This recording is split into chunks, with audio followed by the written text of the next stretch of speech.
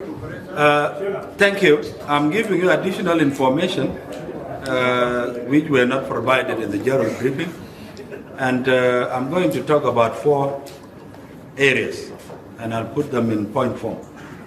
One, let me once again confirm to you that the body of the late General David Major Dak was successfully extracted from Naser, where he was killed.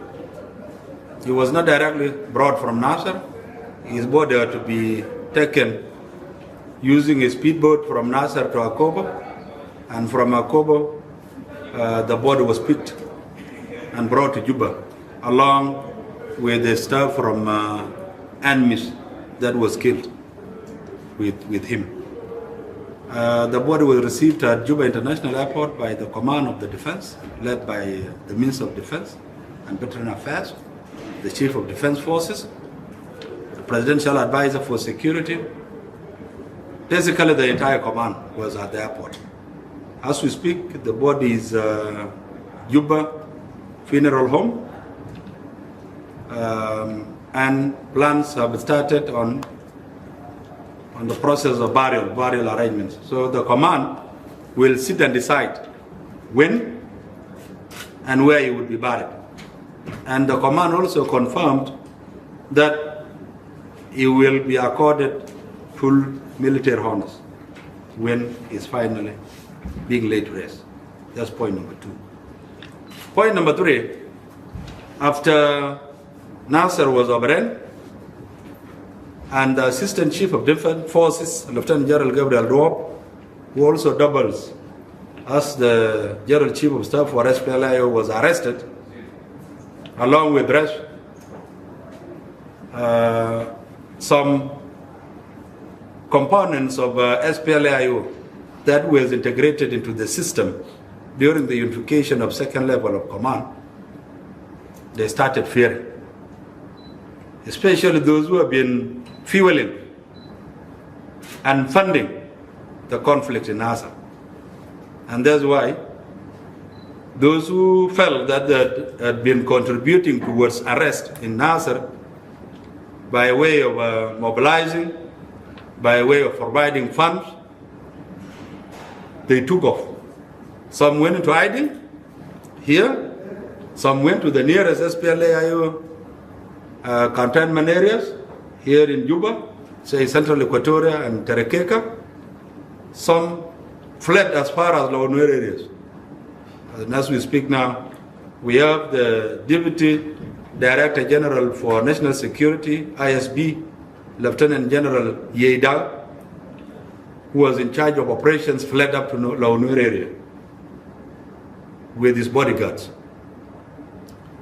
And the leadership discovered that, all right, out of fear, whether real or perceived fears, I would like to use your platforms to, on behalf of command, appeal to those who were integrated into SSPDF during the first level, unification of level of command, and all from opposition, from IGO, that got integrated into the organized forces, that they're part and parcel of the current security setup, and therefore they have no reason to fear.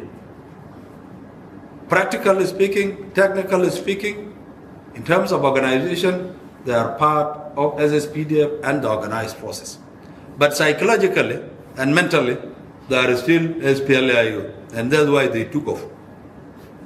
So we are appealing to them, to those who even went as far as Nuer area, to come back. Those who are around, you come back, come and resume your normal work. Starting from the day this appeal is made and is spread, we are appealing to you to come back and resume your work. You have no reason to worry. That's point number 3. Point number 4 was after Naser was overrun, our security forces, at first, a big number was dislodged and took refuge at an island called Torjoy. Then the main barracks was captured and divided into 2 sections. We had one section, the armory unit, Malta de Babat, where the commander was held up for all those days. He was at armory unit. Then at the main entrance to where Yaradu, there was another armored vehicle that was being commanded by a captain. So these servicemen held their ground until Friday, Thursday. So during the standoff, the White Army kept on attacking them at the two locations within the barracks. But for those that were dislodged and took refuge in Nile, they were never attacked again. So after they stood their ground until Thursday, while we were fighting off, while Gerald, the late major, was fighting off repeated attacks, an agreement was reached that all those who were held up would be extracted and the process would be facilitated by enemies. And that was how enemies got involved, but unfortunately it ended in tragedy. And of course, the commander-in-chief of SPLIO is Dr. Riek, gave assurances to our general that was besieged that all would be fine. The leadership of state and county were involved in the process. Then I'm sure you saw some pictures that were circulating when the general was being carried by a group of men in uniform. So at the point of him maybe getting onto the plane, a lot of fire was opened, and unfortunately we ended up losing him along with 26 others. Let me go back, that was on Friday. But on Thursday, there was a successful operation. The plane landed, and the captain that was in charge of a second armored vehicle was successfully evacuated. So the last one ended in total failure and death. Then now all those who were dislodged started finding their own ways. So as we speak in Wulang, like I said earlier on, we have over 70 in different locations and a big group of 150 intact heading to Gyalachal, where we have our security forces, the nearest military barracks.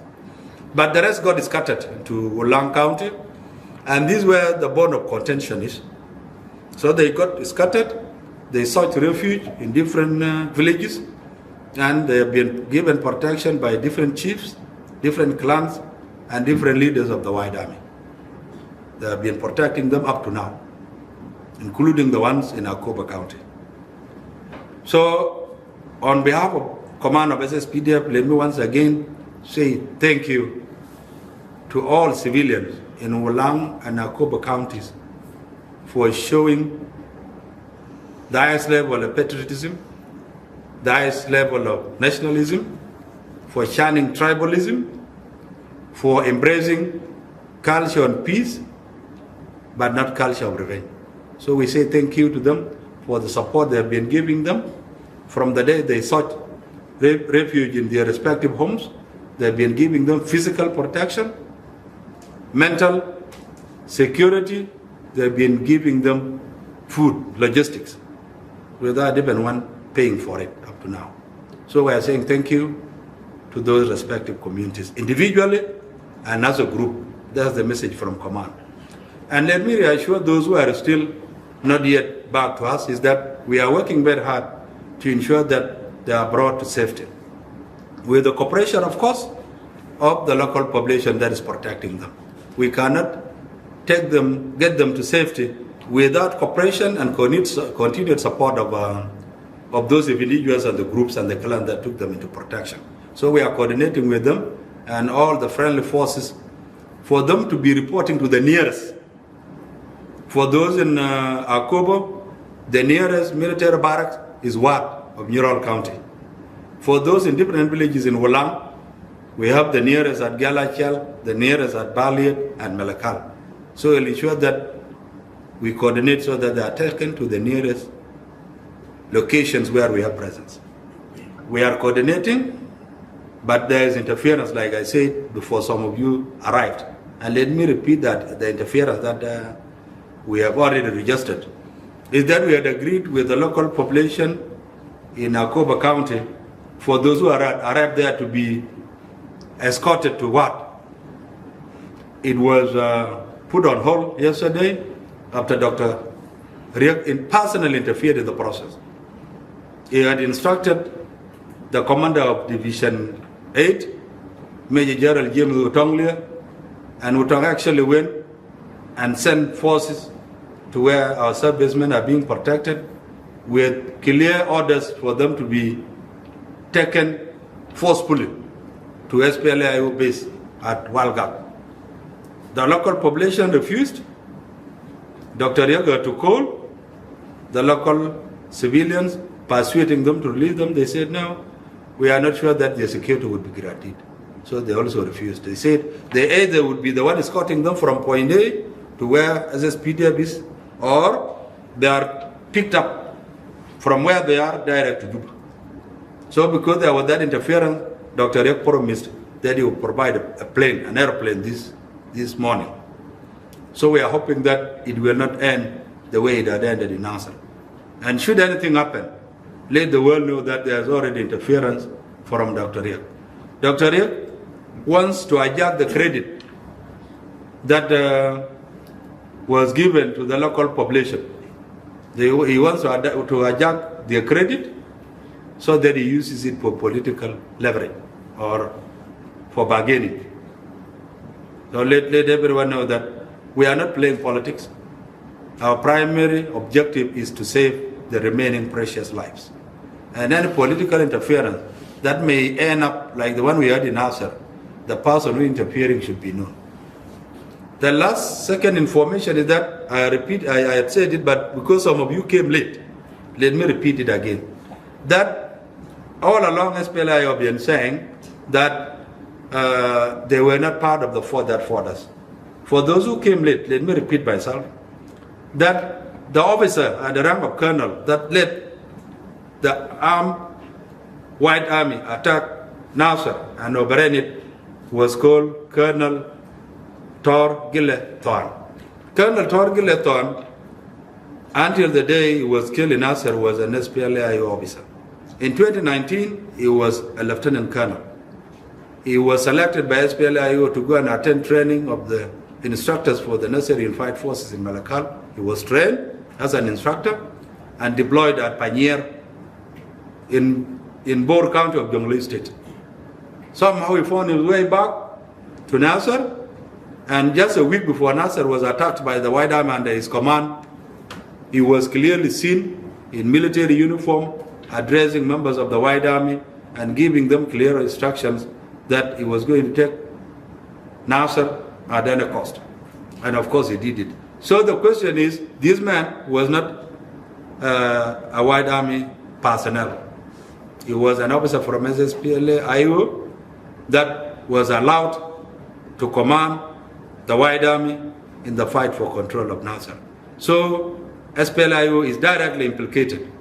If they were not for it, they would have stopped him from mobilizing, from organizing, and leading members of the White Army. Even he was talking about logistics that he had mobilized. Combat service support logistics in terms of food, rations, and ammunition. There are videos that are circulating on social media regarding all the operational plans they had put in place. So if SPLA-IO, the leadership of SPLA-IO, under Dr. Riek and under Lieutenant General Gabriel Duoblam were not for it, they would have stopped him from continuing, and not only that, he would have been held accountable. Because the events were clearly aimed at breaking implementation of transitional security arrangements and peace. But they got away with it. So it is very important for you to come out clearly that SPLA-IO is directly involved and should be held accountable for lives lost in Nasser or elsewhere, and the international community should hold Dr. Riek accountable. He is the chairman and commander-in-chief. Thank you. Okay, if you don't mind, The civilians. if you don't mind, could you give us history about this White Army? I'm not an author on the issue of the White Army, but I would say the White Army it started as a local civil defense force, community force that primarily came together. I would say that it started way back in 1980s. You know, Anyanya 2 started in Akobo in 1975. Then they started calling themselves militia. You are from one clan, you buy your own guns, you use it for your own protection against the rival clans. But in the 90s, the name changed from militia to the White Army. But it's a local force that primarily they get together wherever there is a problem to fight, to protect their livestock and means of livelihood. But in the 90s, they got politicized and started getting involved in armed confrontations, especially during the first split of 1991. We had elements of the White Army coming with SPLA, by then SPLA Naser faction, led by Riek Machar. They came and fought alongside SPLA Naser faction. They came and over Rainbow. Some of them came to Equatoria under the command of then Commander Peter Bolcom. They came and fought here in eastern and central Equatoria. Then also in the 90s, they took part in attacking Malakal. So the White Army became active, fighting alongside opposition against the SPLA. And in 2013, the same. Okay. So White Army became part and parcel of any opposition whenever it is led by Riek. Or sometimes they degenerates into, they support various tribal groups, but they are out clearly in large numbers. When it comes to Riek, most of the time, almost 99%, they fight alongside forces loyal to Riek. Yes. So They have different names. Yes. They call them, you know, with communities, Gelweng, what, Menyumaji in Eastern Equatoria, more or less the same. Maybe the difference with the other ones, that maybe they are not politicized, and they don't fight for political reasons. So I wanted to know the situation of the civilians, because nobody is speaking on that. Civilians where? In Ulang and